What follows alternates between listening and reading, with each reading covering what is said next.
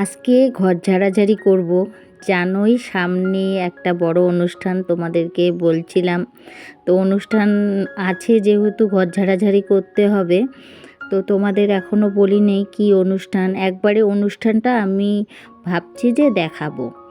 তো যাই হোক, আজকে ঘর ঝাড়াঝাড়ি করব। তো ছোটো মেয়ে কতগুলো ফুল টুল ধুয়েছে, তো আর কিছুটা বাকি ছিল, সেই কটা আমি ধুয়ে নিলাম।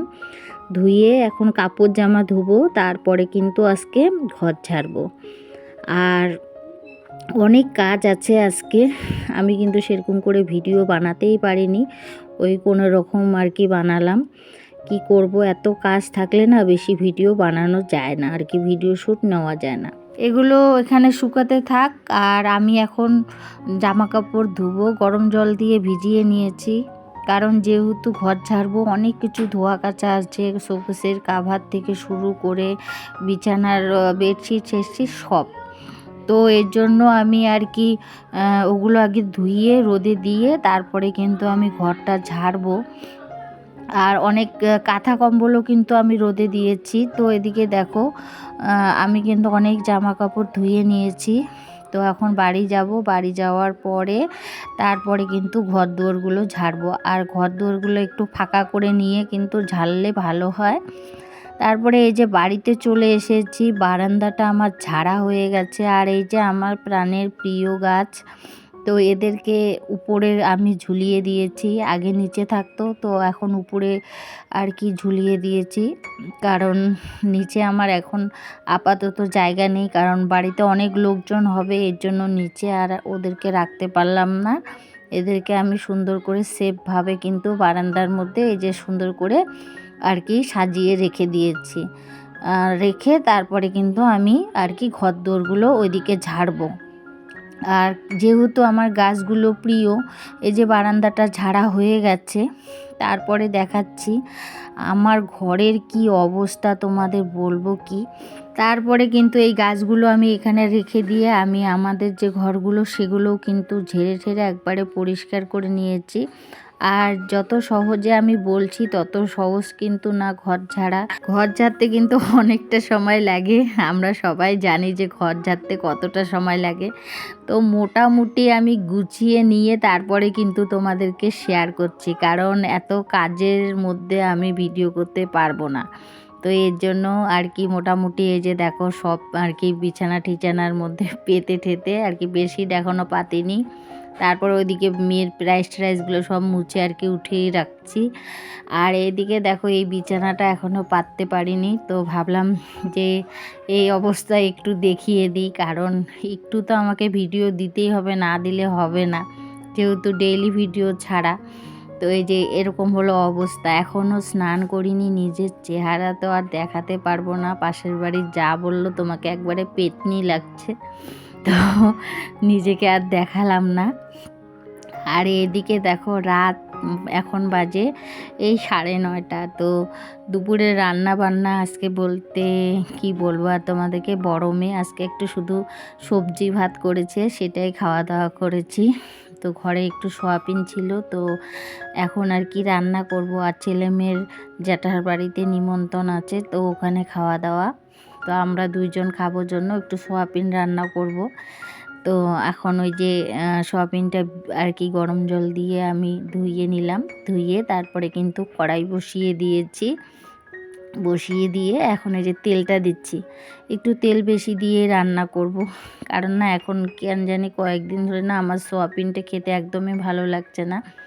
তো এই জন্য একটু তেল দিয়ে আর কি বেশি করে তেল দিয়ে আর কি বানাবো।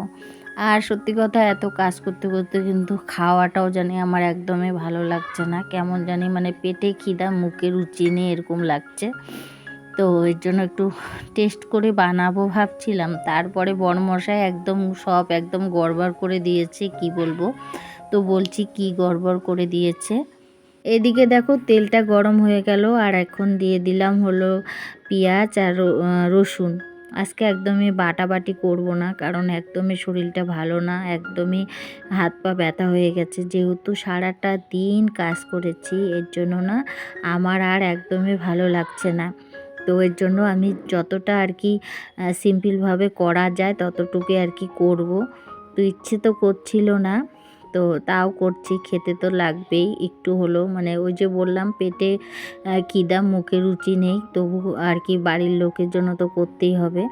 তো এদিকে দেখো তোমাদের সঙ্গে কথা বলতে বলতে আমার কিন্তু রসুন আর পেঁয়াজটা কিন্তু ভাজা হয়ে গেল। আর এখন এই যে আলু সয়াবিন একবারে দিয়ে দিলাম, দিয়ে এখন ভালো করে ভাজা করে নিব। আর এতক্ষণ থেকে যে সকল বন্ধুরা আমার ভিডিওটা দেখছো, ভিডিওটা যদি ভালো লাগে প্লিজ একটি লাইক দিয়ে দিও। নতুন কোনো বন্ধু যদি আমার ভিডিওটা দেখে থাকো তো অবশ্যই আমার চ্যানেলকে সাবস্ক্রাইব করে দিয়ে পাশে থাকার অনুরোধ রইল। আর যে সকল বন্ধুরা এই কাজটা করে রেখেছো তাদের জানাই অনেক অনেক ধন্যবাদ। তো বন্ধুরা আজকে আমি দিনই ভয়েস দিচ্ছি, এর জন্য না অনেক আওয়াজ আসতে পারে, সবাই একটু ইগনোর করো। তো এদিকে দেখো সোয়াবিন আলুটাকে এখন ভালো করে ভাজা করে নিব। ভাজা করে নিয়ে তারপরে একটু জল দিয়ে সিদ্ধ করব। তারপরে কিন্তু আমি মশলাগুলো দিয়ে দিব। আর এরই ফাঁকে আমার বরমশাই কী করেছে, আমি জল দিয়ে সিদ্ধ করতে বসিয়ে দিয়েছি, তারপরে ও কি করেছে জানো, দুপুরে শুটকি মাছের তরকারি ছিল, ওই যে বললাম সবজি, শুটকি মাছের একটা সবজি বানিয়েছিল বড় মেয়ে, তো সেটাই ওই সোয়াবিনের মধ্যে দিয়ে দিয়েছে। তো শুটকি মাছ আর সোয়াবিন দিয়ে ওই বেগুন দিয়ে তরকারি কেমন লাগে বলো তো। তো এরকম করে দিয়েছে, কি আর বলবো আর তোমাদেরকে। যেহেতু বাচ্চা কাচ্চা ঘরে নাই আর আমরা দুইজনেই, তো এই দুইজনেই মধ্যে এই রান্নার মধ্যে দুইজনেই কিন্তু মানে ঘাটাঘাটি করছি। ছেলে মেয়ে থাকলে তো তাও ছেলে মেয়ের সঙ্গে একটা টাইম পাস হয়, তো ওরাও আর কি বাড়িতে নেই, তো এরকম হলো অবস্থা। তো এই যে দেখো এই যে সবজিটা কিন্তু এখন যে মানে একদম গাঢ় গাঢ় হয়েছে, এর মধ্যে কিন্তু দিয়ে দিয়েছে ওই সবজিটা। তো আমি বললাম কেন এগুলো দিয়েছো, দুপুরবেলা এই তরকারিটা খাইছিলাম, তো এখন আর খাবো না, শুধু মানে সিম্পল সোয়াবিনই খাবো, তুমি এগুলো দিয়ে আবার গন্ডগোল করলা। তো বলে কি থাক যা হচ্ছে হয়েছে। তো এরকম হলো অবস্থা।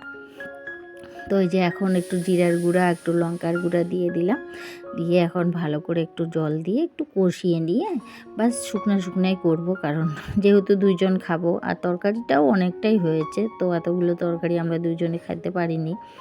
তারপরে কিন্তু আবার আমার ভাসুরের বাড়ি থেকে আবার আমার জন্য আবার ফ্রাই, তারপরে তোমার পাঠিয়ে দিয়েছে হলো কি বলবো কাঁঠাল চিংড়ি, তারপরে মিষ্টি, এগুলো কিন্তু পাঠিয়ে দিয়েছে। পরে কিন্তু আমি একটু খেয়েছি, আমি এগুলো দিয়ে একদমই ভাত খেতে পারিনি। তো এদিকে দেখো তোমাদের সঙ্গে কথা বলতে বলতে আমার কিন্তু মশলাটা কষানো হয়ে গেল।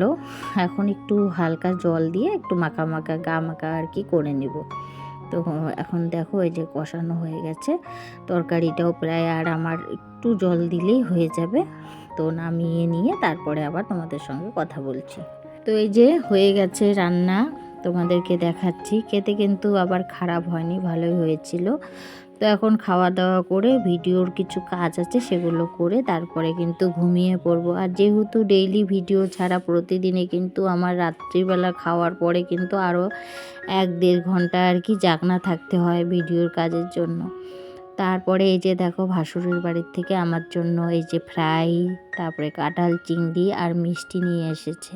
তারপরে কিন্তু আবার একটুখানি এই কাঁঠাল চিংড়ি আর ফ্রাই আর মিষ্টিটা খেয়েছিলাম, তো সম্পূর্ণ আর কি ফ্রাইটা খেতে পারিনি। তো বন্ধুরা ভিডিওটাও আমি এখানে শেষ করছি। ভিডিওটা যদি ভালো লাগে প্লিজ লাইক কমেন্ট সাবস্ক্রাইব করে দিও। আর সবাই ভালো থেকো সুস্থ থেকো, আবারও দেখা হবে নেক্সট ভিডিওতে। ততক্ষণ পর্যন্ত সবাইকে টাটা বাই বাই।